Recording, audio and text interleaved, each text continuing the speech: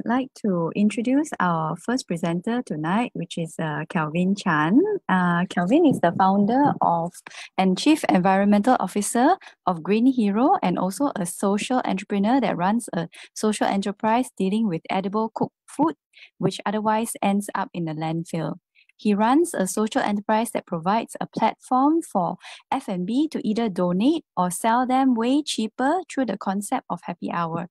Moreover, Kelvin believes that good food is meant to be eaten and not thrown away. His entrepreneurship journey has led him to speak in TEDx twice and became the champion for Malaysia Student Entrepreneur in 2019 to represent Malaysia in Macau and Singapore. He is also the Penang Green Idol 2016. He hopes to help Malaysia become the green hub in time to come. Kelvin is trained in the field of international business management at District College and also acts as a trainer of trainers for the Penang Green Council in 2017. Kelvin, are you ready? Okay, guys. All right. So before I start, just want to make sure that everyone can hear me. If you guys can hear me, press 1 in the comment section. Yeah, if you guys can hear me. All right, let's see. Okay, awesome. That's many people. All right, cool. All right, so today, as you guys know, of course, I'm here. I'm thankful for Jedi for initiating this online sharing platform to enable us to create more green people and more green-minded people in Malaysia, because at the end of the day, the environment is all our responsibility, and we need to look after the environment, because at the end of the day, we breathe the same air, we drink the same water, we eat food from the same soil. If all of this is polluted, you and I will die. So that's why we need to do our best to ensure that whatever we do, we can see a greener, sustainable future for tomorrow. Right. So as you can see right here, pretty sure most of you had your dinner already. So if you can you guys actually write up for me what food is this for the new ones that comes in, so that I can see that you can hear me live and clear, loud and clear. All right, can you all put in the comment section what food is this? All right, awesome. Okay, the new ones are coming in. Yes, I can see. Thank you. All right, that's good. All right, so nasi lemak is one of my favorite food in Malaysia, and usually whenever I'm hungry, whenever I'm craving for nasi lemak, I will usually go to the VIIII and eat the Ali nasi lemak. It's one of my favorite nasi lemak that I usually eat whenever I craft one for it. But now recently, because of the price hike, I seldom go and eat. But whenever I craft for nasi lemak, I usually go there. And of course, in Malaysia, not only we just have nasi lemak, we also have great food like satay. And I'm pretty sure most of you guys who likes to eat satay, we all know it's satay kajang. And whenever I go to KL, I will usually meet my friends over a satay, and we eat together. And also not just that as well. In Malaysia as well, we are well known for nasi biryani. And usually whenever my friends from overseas who came like from Singapore, Denmark, or from Russia, I will usually bring them to Sri Ananda to give them a try of a bowl of nasi biryani. The reason why am I sharing these 3 types of food that you can see earlier, from nasi lemak to satay kajang and to chicken biryani, is to tell you guys that Malaysia is blessed to have so much good food. We are so blessed to eat so much good food that whenever that we can like even nasi lemak or McDonald's or KFC, they're open 24 hours. Whenever we are hungry, we can go and buy food. But sadly, but today I'm not going to tell you guys a good story of a good story of Malaysian food, but rather I want to tell you guys a story of food waste. A lot of us have been wasting so much food on a daily basis. We waste so much food that it's so crazy. And let me tell you this story. 3 years ago, when I was walking down in 2017, when I was walking down Victoria Street with my partner and I were walking down Victoria Street, we saw a waiter brought out a black garbage bag, and he put beside the bin. It was late night. So as my partner and I walked past by the bin, we smell something. Usually when people see sampah or smell sampah, they'll be like, yeah, stinky. But for us, we were attracted to the smell. Why? It is because it was strawberries. I asked my partner, why is it strawberry smell? He told me that the cafe could have sprayed air freshener just to avoid the pests from biting the garbage bag. I look at him. Are you crazy? Why would they want to do that? Then we both argue. And we both argue, and I said, never mind, let me go and check. So when I walked closer to the bag, I opened the bag, my jaw just dropped. I couldn't believe what I saw. What I saw was all the good croissant, the good pastries, all in that bag. I was so angry and frustrated at the same time. And I asked myself, how can this cafe just throw away good food like that? If this cafe is doing it, how many other cafes in Penang are wasting food on a daily basis? Not just look at cafe. What about hotels who have 3 buffets in a day?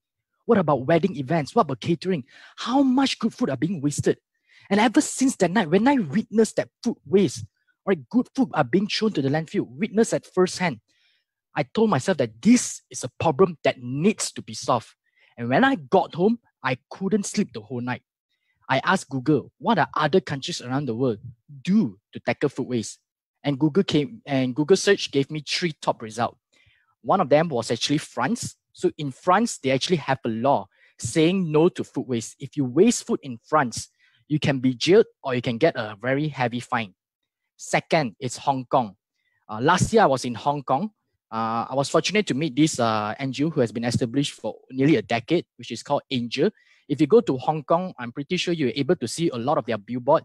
You will see this NGO called Angel, that they have this blaster freezer van going around Hong Kong to save food from hotels, from restaurants, from events, and put it in the blaster freezer so that and bring it back to the central kitchen to reheat the food and distribute to the urban poor community.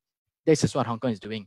And the third one, which is UK. So UK, they have been doing this for nearly over close to a decade as well, where they came out with a technology using an app to encourage people to buy food surplus on a daily basis, right, without even worry that whether this is surplus or not. So people in the UK, they are so used to buy food at the happy hour already. So and that's why. So that's why when I see that, when I make my research, I came to more realize that whenever I dine outside, all right, I get to see people waste food. Right. So here's a question in the public. If you guys do see people waste food in the public, please do comment yes in the comment section. How many of you here do see people wasting food in the public, in the restaurant, or even in a wedding dinner? Please do comment yes, because this will enable me to see how many people do witness this. Yep. All right. Keep it coming. Yes. You see, a lot of us do see a lot of people are wasting food. And that's why whenever I see people wasting food, it really saddens me and question myself, are we so privileged that we are able to eat at least 3 meals per day? Or maybe is it because we have so much money in the bank that we tend to waste food like nobody business? You have to know that there are people out there who is living in starvation. You have to know there are people out there who lives in hunger. You have to know there are people out there who struggle to meet their needs. And yet we, right, who can eat at least 3 meals per day or even 4, are wasting so much food. If you know a friend who is wasting food, if you see someone who is wasting food, try to influence them. I know it's quite hard. I know sometimes we are quite shy to actually to inform another person, but but if you think it in another way, is that if you can influence this person to correct his movement not to waste food and telling them why wasting food is not good for the environment, that person may change. At the end of the day, what caused the society to change is because is the message and the awareness that the community can bring to influence others to adopt a green mindset. So that's why whenever I go out there, whenever I see this, it really saddens me. And the best that I could do, even with the team and even with the Green Hero community, is always to start from ourselves, to start from home. That at home, whenever we cook food or whenever we order food, we must be a role model. We must practice a concept to clean our plates, to ensure that no food are left behind our plate, to ensure that, because if we can start this from our home on a daily basis, every day, to ensure that there's no food being generated from our household, this has already put a very big, this will put a very good big impact for Malaysia. As we know in Penang, each household, right, which is the statistics that I read, is that each household produce 1.1 kg of food waste. Not food waste, 1.1 kg of general waste. And part of it are actually food waste. If we can cut part of it, we can reduce the number of trash going to Pulau Burung. And a question to throw to you guys over here. Do you all know that? Do you all know about the landfill at Jeletong, which is next to the Cell station in Penang? you all know about the landfill? How many of you have do know about this landfill? Click yes. Yeah, just comment yes. All right, that's one. Okay, so previously, Julotong there, which is beside the Shell station, it used to be a landfill, and those are the landfill that we usually use to dump all rubbish there. But today it's full.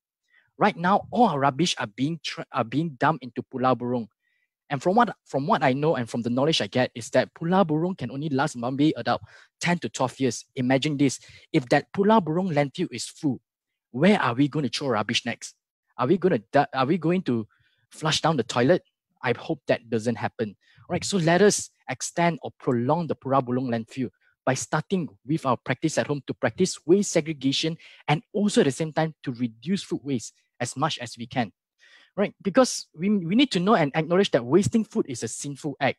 We must know that. Because if we don't take it as wasting food as a sinful act, most of us will feel that yeah, wasting food is just nothing. We need to know that the farmers put in effort for us, the fishermen put in efforts for to get all these fish, to get all these vegetables to put on table, and yet is this how we say thank you to them, by wasting food? No, we need to really in order to show them an appreciation, we need to really acknowledge by cleaning our plate. So that's why I always emphasize clean your plate. Whenever you take food, the economy rice, or whenever you go for a buffet, ensure whatever is on your plate that can be eaten, clean it, because every person counts into reducing food waste in Malaysia. All right, let me share you a story. Previously, in 2 years ago, 2018, when we set up the food bank in ACAT. So this food bank is actually that because when we know a family of 5, right? We asked the father where is he working. He said that he's working in a factory and he only earns 2,000 ringgit a month. And the mother, it's not working. She's a housewife. She has to look after the children. She has to do house call, and she cannot leave the house to do another job. She's stuck at home, and they rely on the father to bring home money for them to buy food. And 2,000 in Malaysia 2 years ago or even today is not enough for the family. And I asked them, how are they surviving? They rely on public funds, public donation, people giving them food. This is how they live on their daily life. So you see, whenever we want to waste food, or whenever you know your friend is wasting food, paint them a story. Paint them a story that you know there are people out there who struggle to meet their needs. You know there are people out there who can't even afford to eat 3 meals per day. Paint them in this scenario. Let them know it so that they can feel the pain, so that whenever they want to waste food the second time, they would think, whenever they want to waste food, they would think twice or thrice. And when we get to know about this family, we connect them. Like, for example, we have merchants with us, like coming from the F&B sector or coming from like mini markets. We connect them with these numbers of family through the food bank initiative and help them directly. In this way, we see lesser food waste, and also at the same time, we create a society, a happier society and a caring society. And also in this way, more merchants are able to do charity, and more merchants are able to feed more people instead of feeding the landfill. You guys have to know that feeding the landfill does not add value to the society, but feeding the people do. If we can uplift people from poverty, one day they can say thank you to you. But think of this, can a landfill say thank you to you? No, right? A landfill can't say thank you. So make a decision whether you want to feed a person or whether you want to feed the dustbin. So this is always the scenario that I always paint to F&B and hotels, to let them know they have a choice to make every day, right? And also another person as well. When 1 year ago in 2019, I came across an uncle. The bank mortgaged his house, the bank mortgaged his car, took everything away from him. And when I sat down and listened to his story, all right, he said he have lost all of these things, he's depressed and all this. And of course, I know that many people say that, yeah, these homeless people, they have hand and legs, they should work now. What for go and back on the streets? But hey, you know, there's a saying that says that don't judge a book by its cover. So when I talk to them, when I sit down and listen to them, most of them are suffering from depression. Some of them are even mental illness. You cannot force a depression people to work, or even a mentally ill people to work. If you want, you can get them a job. But at the end of the day, what would that cost in the company? It will create a negative culture where it will affect other people working behavior to be even negative. So that's why these people are on the streets. They are mentally disturbed already. And what we can do every day to help them go through their daily life is to help them to survive. And most of these uncles, whenever they receive food, right, they will say thank you to you and they feel happy. Because without you feeding them on the streets, they are all going to die. Because if there's no food for them, how are they going to survive? And you have to know that whenever they receive food from you guys, it's like a hope for them to live another day. I know they're mentally ill, I know they're depressed, but at the end of the day, they are so grateful that you guys, whenever you give them food, it gives them another hope to really, and also give them another hope to look another day, and also they feel the love from the society that they're not being rejected yet. That's why a lot of effort are needed to actually assist them. And also in Penang, I'm very thankful for the Penang state government that they are also building a shelter home to assist these homeless people, and also to give them assistance, right, to those who are mentally disabled, and also to give them assistance to place them in certain homes to those who can. And this is something that the Penang government is doing it, and I'm really happy that they really look into this angle to really solve this issue as well. And they too also partner with a few like Mutiara Food Bank. So Penang has their own food bank as well, known as the Mutiara Food Bank. So this Mutiara Food Bank are being partnered with a few local supermarkets and hypermarkets in Penang. And all those food that they get are being distributed to these types of people on the streets, and also to the B40 communities. This is something that Penang has done to fight against food waste in the state level. And this is something that I'm proud of, that the state government is doing it.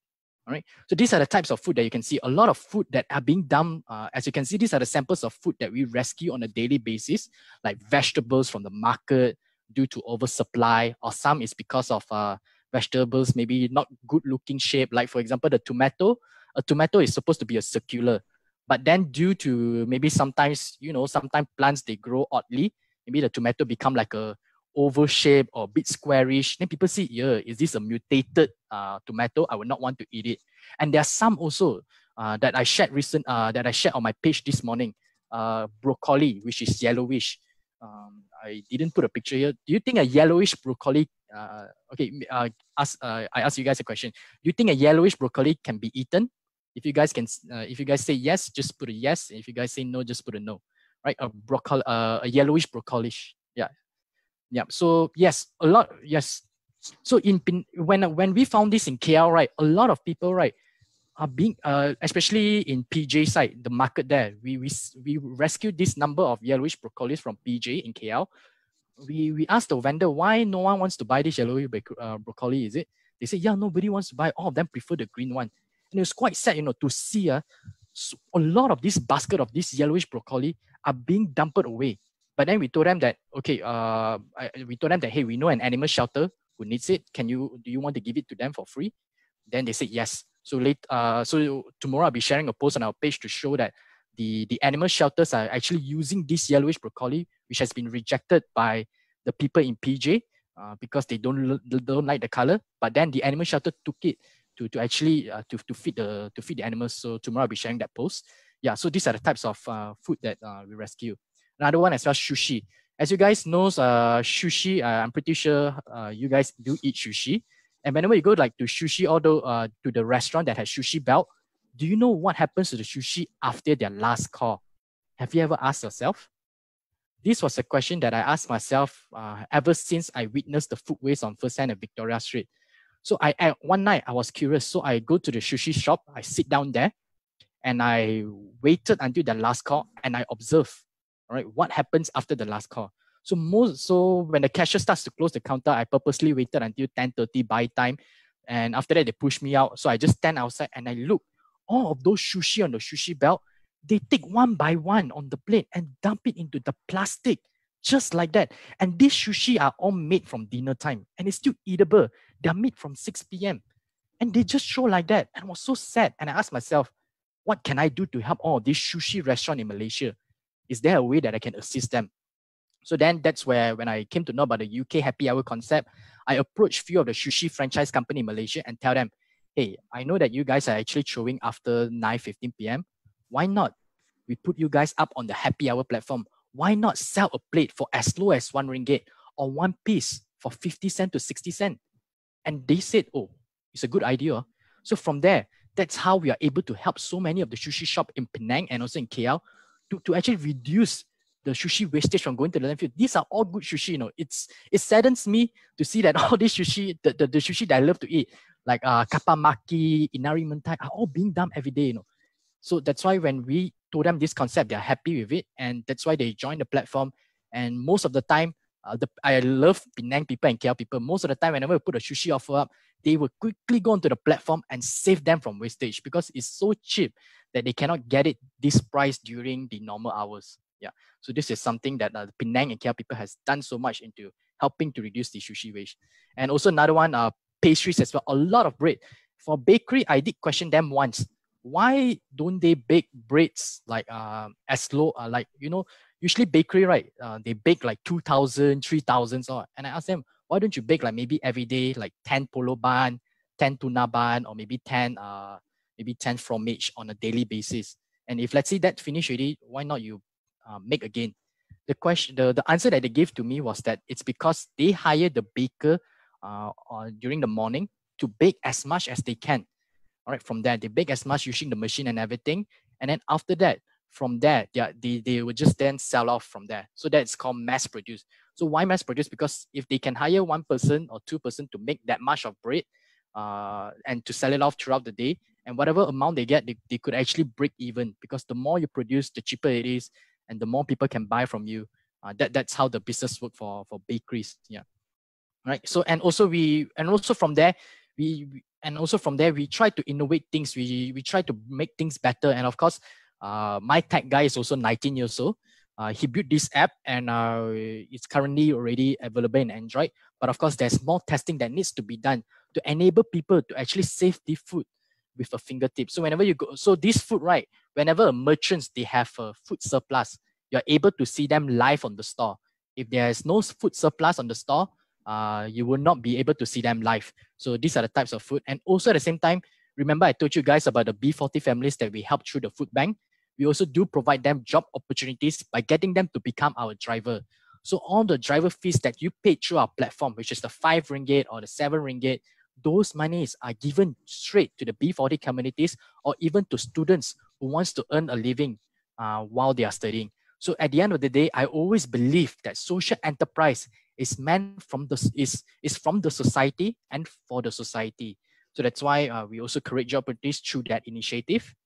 Okay, and that's why we hope that using this technology, using an app, getting more merchants, getting more hotels to go onto this platform. So hotels, we are still trying to our best to convince them to do, all right, to do like 2 hours before their closing time or 1 hour before their closing time, like for each of the meals, to do a happy hour where you just pay 15 ringgit to eat all you can. Yeah, in that way, we are still trying to convince one hotel, but crossing our finger, we hope that that they will do it very soon. And if that can be done, this hotel will be the first hotel in Malaysia, especially coming from Penang, to do a happy hour concept, to provide 15 ringgit, 10 to 15 ringgit happy hour buffet for people to save. Yeah, so we are still trying to convince that hotel in Penang. All right, so we hope that with more of that technology, we hope to see lesser food waste and more food are being channeled to NGOs, to people who need it, to B40 with this. Right, and more like the food bank, like for the events and all these things. We hope with this technology and more awareness, like also channel food to the street people, channel food to those in need. And also to look back at our data in 2017, we started this as a student in my college. When I first started, I didn't know that this project could actually get strong support from the Penang community. So I started in Penang. I started just within my college, district college. And from there in 2018, after I graduated, I decided to go full-time onto it to see what is the potential and what's the chances of doing like a happy hour platform in Penang. And yeah, from Distant, it spread out to other colleges. That time I only focused on students, because students are the ones that usually they will wait. Usually they don't sleep early because they usually have assignment, they have exams. Yeah, and those are our target market. And after that, in 2018, we began to meet and more people. And we not just focus on to students, but also target onto young adults and anyone at all who's working night shift, especially those in the US timing. All right. And yeah, so in 2019, last year itself, when we started to expand to KL in April 2019, that was where we see a big jump over there. So I see a breakdown. So this is the breakdown. So after April onwards, when I came back from Macau, that's where the numbers start to scale up, because the people in KL was so supportive into this idea, and they spread through words of mouth. And KL populations are also bigger, And there are many more food options over there. And that's why the number of food that we could save was nearly close up to really 6,000 from there. Yeah. And so these are the teams that are helping me. We are all passionate. I'm thankful that I actually met all my friends and they are willing to put their time with me to actually build this platform for all Malaysians to benefit from, so that all of us can see a lesser food waste. Right. So these are my team. There are all these KL team. Yeah. So these are the Penang. So most of them are from KDU. There's one guy, Tar Jackson. He's from Tar, this guy. Yeah. And the others are from KDU and I'm from this third. Yeah. Also KDU. Yep. Inti. Yeah. So, yep. So these are all the teams that are helping me on a daily basis that to help me to not just to help me, but to help the Malaysian community to see a nation with a lesser food waste, and also for more of you guys to save food during the happy hour concept. Right. So if you guys are able to scan this, right, it brings you directly to, it won't, there's no ghost that will jump out of this, but it brings you directly to a page, all right, to our page where you can see all the instant updates and everything. And tomorrow I'll be posting the animal shelter where they actually use the yellowish broccoli to turn it into food for the animals in the shelter. So yeah, so my friends, before I end, I always like to end with a quote. And this is one of my favorite quotes. And this is how it goes. I have said I don't want to protect the environment, but what I want is that I want to create an environment where the environment does not need protection at all. Yep. Thank you. Mm-hmm. Thank you, Kevin. Thank you for your sharing. Now we would like to move on to our second speaker. Mm-hmm. Yep. Okay. I'll stop the share. So our second speaker is Mr. Azlan Yaacob. Mr. Azlan Yaacob is focused in low carbon and circular economy development and is the founder of UrbanX, a community-inspired accelerator. The first UrbanX program is GreenSteps, where he initiated zero waste and urban farm community model with in-situ aerobic composting as the core process. The model aligns schools, restaurants, and residents towards adopting a more sustainable lifestyle. Azlan mentored and trained hundreds of entrepreneurs under UNIDO, Cradle, MyNEF, MDEC, MAGIC, primarily in clean tech, biotech, and IT. He was formerly with Motorola, Accenture, Boston Technology in Europe, India, and APAC, with products and business development experience. Azlan has a Bachelor's of Science in Industrial and Operations Engineering with the University of Michigan, Ann Arbor. Hi, Encik Azlan. Are you ready? Yes, I'm ready. Izzuddin, are you ready with the slides? Okay.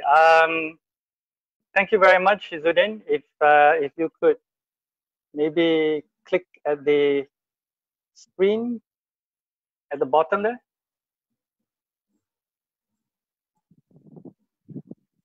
Okay, next slide, please. Okay, I think some of you may have seen this slide before. This is the UN Sustainable Development Goals.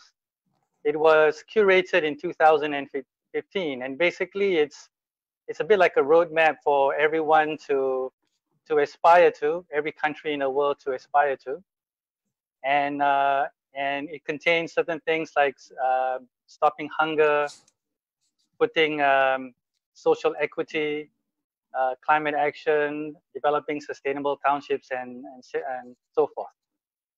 Next slide. I developed a quasi-formal accelerator, and basically the main thing is that I believe that in order to could you put in a back, Izzuddin, the slide? Basically, the thing that I feel very strongly about, and I developed the accelerator for, is to develop a low carbon resource management. And I think by doing this, I think we can deal with all the different SDGs, the 17 SDGs. And the thing that I focus on is the food, energy, water, and waste. I believe that all these things right now, if you look at the way food, energy, water, and waste and how we as a society deal with it, we basically would take energy from, let's say, coal from a coal mine in Colombia or coal mine in Australia, and that coal actually goes all the way to Malaysia to be processed, and then we get our energy from it. Same thing with food. I'm sure a lot of us eat food from other places around the planet. Our water, sometimes we drink bottled water from Europe or the US, and our waste seems to be traveling all over the place looking for a home, especially plastic waste. So what I believe very strongly is that if we could approach food, energy, water, and waste, we will be able to handle all the SDGs. Next, please. Izzuddin, next slide, please. Thank you. If you were to look at food waste, if you rank food waste as a greenhouse gas, it would be the third largest in the world, next to China and next to the United States. Izzuddin, next. In Malaysia alone, half of our waste that Calvin also mentioned, half of it is actually organic waste. And if you were to look at this waste, it can feed every day 2.2 million people in Malaysia alone. So that's a lot of people. And with the COVID-19 situation, if we were able to actually convert this food waste, I think we could handle most of the issues with regards to marginalized communities all over Malaysia. Izzuddin, next. Now, on the local level, if you want to have an idea about the cost, the DBKL spends 260 million ringgit a year on waste collection alone, and 155 million ringgit. And this came from YB Hanayo at a TTDI Zero Waste event that we had in 2018. Izzuddin, next.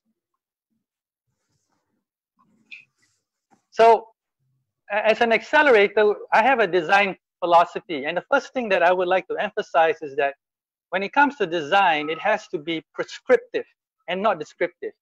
I noticed that most people, when they talk about issues and problems in the world, they tend to describe it very, very well, but they don't have a prescription on how to deal with it. So, so what I have done is I have incorporated some of this design philosophy.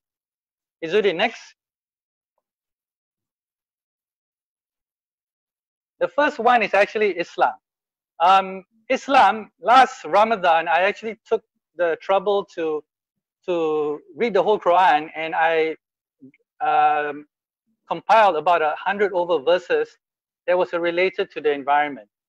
And if you want to look at books that have been written on the issue of climate change and Islam, I would recommend two books.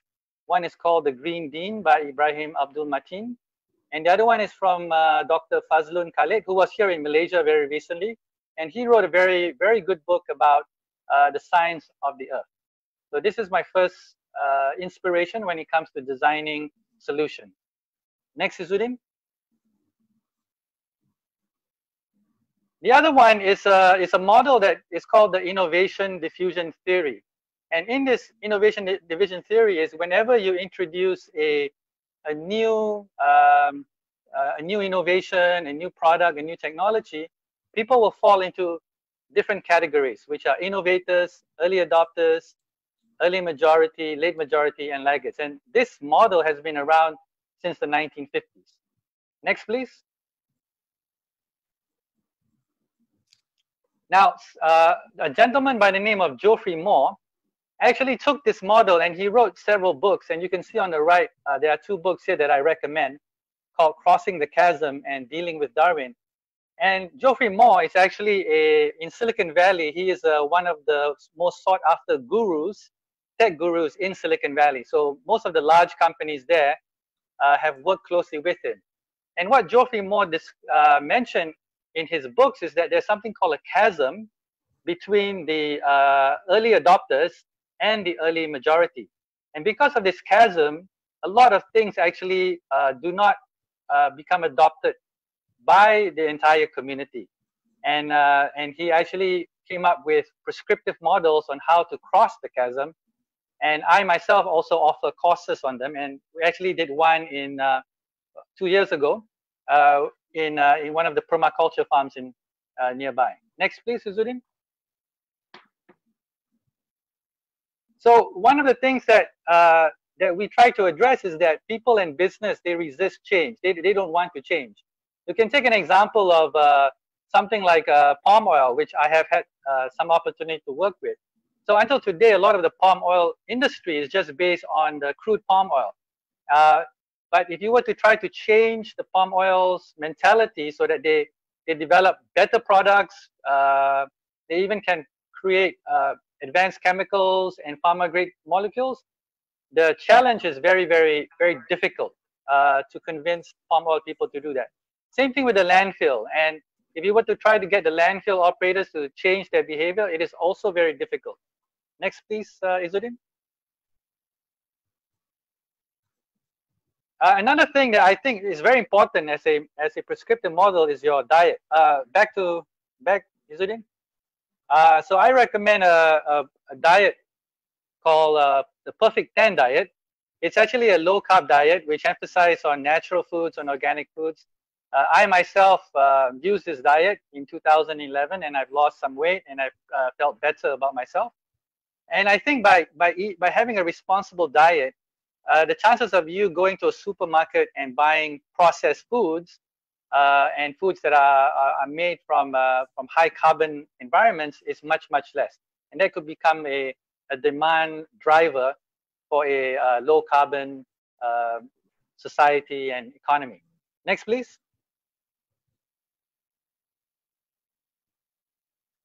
And the other one is permaculture, something that I came across a few years ago. And it's basically it's a design system where you take into account nature. You understand how nature functions and you design it. So if you're an architect or a property developer or town planner, or even as a society, we should look seriously at permaculture. And we actually work very closely with permaculture urban hijau. And these are some of the pictures from some of our activities. Next, please, Izzuddin. Next. Okay, next, Izzuddin. Okay, so in this slide, when I looked at the issue of food waste, basically we are looking at changing the behavior of source separation. So when you talk about property, it's all about location, location, location. In waste management, it's all about source separation, source separation, source separation. If you are able to separate the food waste, the waste streams from source, then the people like Alam Flora and some of my partners like iCycle and Asher, they can take the solid waste and they could actually create value from it. And for the food waste, next, Izzuddin. What I recommend is we use systems and technologies and natural systems, which can be highly decentralized and very easy to apply. So in the case of what we have done is we have used a machine from a company called Mako to be able to convert food waste to compost in 24 hours. And I'm about to start working with a company called EcoABD, which came up with a vermicompost solution, which is a green bin here. And with these two solutions, we are then able to decentralize, localize waste management, and of course, develop urban parks. Next, please. So these are some of the approach that I took. And before we went straight into trying to do the source separation, we actually got a number of different people, the masjid, the mosque, the police station, cafes, and we got them to actually use the machine for like 1 or 2 months. And we basically asked them how it went, you know, what were the issues and what were the challenges. Next, please.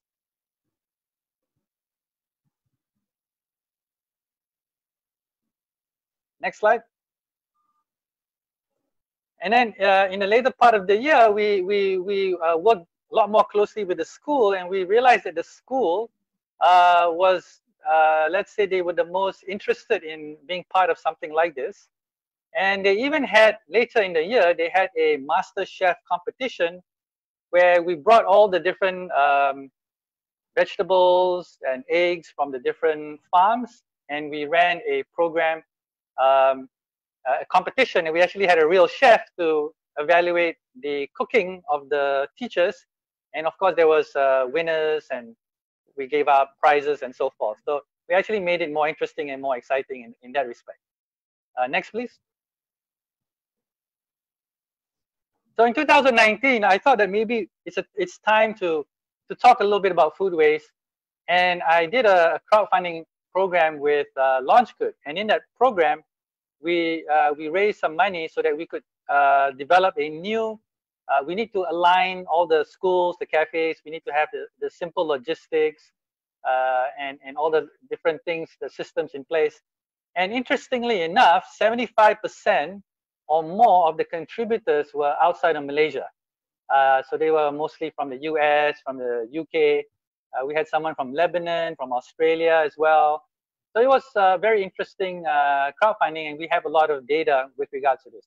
Next, please.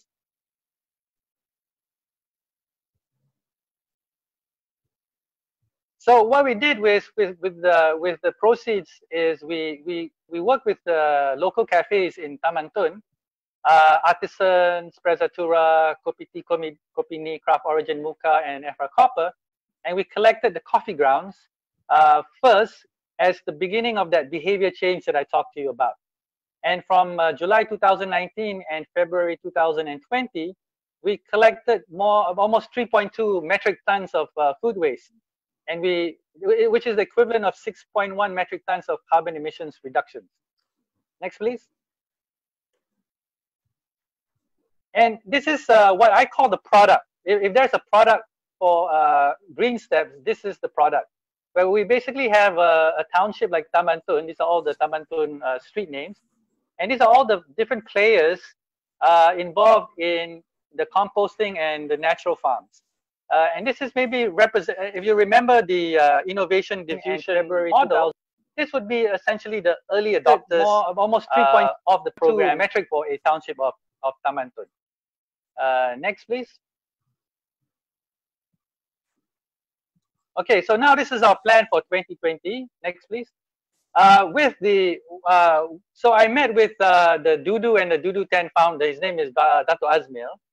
And we're quite impressed by his solution because we feel that the system that he has, which is very simple, allows us to actually process household waste, which is about 0.5 kilogram per day, in a bin without any smell, without any odor, and it's very, very efficient. So you don't really have to clean it or anything like that. You just leave it there, you put your food waste, and it just consumes it. There's no energy, there's no electricity.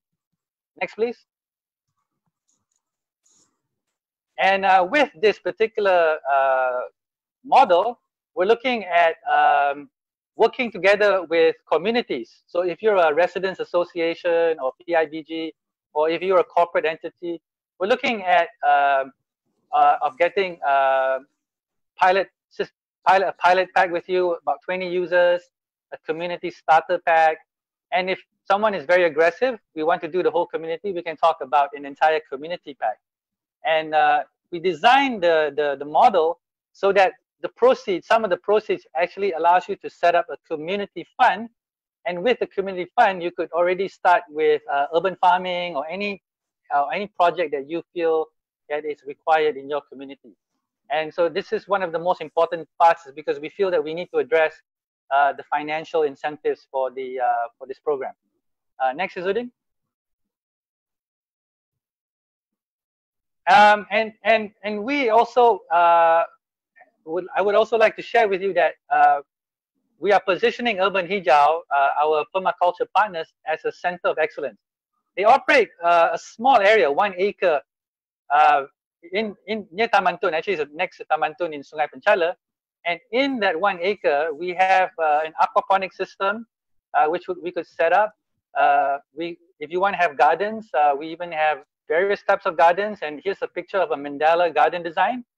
And the design of this particular garden helps to make sure that insects don't devastate this particular garden. It confuses the insect. The design confuses the insect. And we also have from the Doodoo innovation. It's nothing. It's actually a very simple way of growing vegetables by having aerated baskets. And in this particular case, we're doing a trial, and the middle one is with the vermicompost, and you can see that the leaf size is a lot larger than the other two baskets that are not using. This is a labu plant. Next, please. And just to give you an idea that by having this program, there's actually a lot of value. And I'm not sure if you could read all of it, but I would say that I have identified at least 4 output types. And the first one is food waste diversion. And by diverting food waste, the value is about 33 ringgit and 40 cents per annum for household. And for vermicompost, in terms of the price, I just, this is indicative figures, about 182 ringgit. For the worms itself is worth 300 ringgit per kg, and we produce about 1.3 kg worth of waste, worth of worms, and that's 390 ringgit. And of course, I calculated the carbon reductions, and it's about 346 kilograms per annum. And that is the value if you were to trade it in a carbon market. In this case, I use Carbon Fund as a benchmark, and it's 14 ringgit and 56 cents. So altogether, it's about 620 ringgit per annum. So not only can we save money, like what Hannah Yo said earlier, 260 million plus 100, I've got the exact numbers, but about 415 million ringgit. Not only we can zeroize that amount, but we can actually generate value from the use of the Doodoo system. And I've not even calculated the amount of vegetables that we could produce from the urban farming, from the composting that we've done. Next, please. We are also going to introduce, we were about to introduce, but because of MCO, it did not happen, a community shuttle with an app. And we will, one of the ideas that we plan to have is that this app allows people in the community to subscribe as logistic providers, as urban farmers, and so forth. And by doing so, we create that localized transportation service within the community that is run by the community themselves. And one of the things that we plan to do immediately after this is we just want to get all the cafes and Western restaurants to get their coffee grounds to be treated for composting as a first step towards source separation. Next, please. Now, in terms of funding, one of the concerns is transparency. So in this case, what we are planning to do is work with LaunchGood, and LaunchGood has another partner called Patronicity. This is based in the US. And basically, this allows us to do crowdfunding and crowd granting. And if you are a corporation, for example, or if you are a condominium setup, for example, you could actually use this, and this can become a very transparent way of raising money and finding out who actually contributed. And if government agencies want to come in and contribute, corporates can contribute, then we could actually fund the project and we can share the responsibilities with everyone. Next, please, Zudin. Ultimately, what we want is green business systems, and I'm glad to see Kelvin's setting up a green business systems. But I think to address climate change, we need many green business systems. And I think the green business system needs to be designed in such a way where there needs to be a team that's always looking at innovation and looking at technology and testing and validating it.